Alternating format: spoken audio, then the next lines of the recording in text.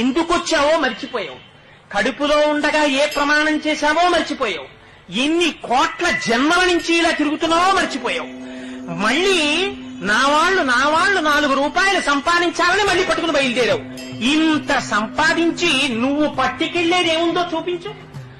ఇంతకాలం నా కొడుకు నా కూతురన్న కాయము లోపల జీవుడు ఒక్కసారి ఉత్క్రమణం అయిపోయాడా?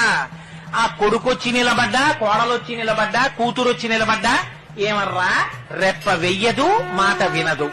మరి దేని గురించి రానికి తాపత్రయం? ఇవన్నీ కాకుండా ఇంకొకటి ఉన్నది అన్న నమ్మకం నీకుందా?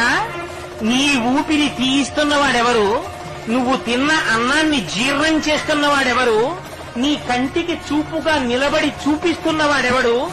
నీలో తృప్తిగా భాషిస్తున్నవాడెవరు? వాడెవరో ఎప్పుడైనా ఆలోచించావా? వాడికి ఒక నమస్కారం చేద్దామని ప్రయత్నం చేశావా?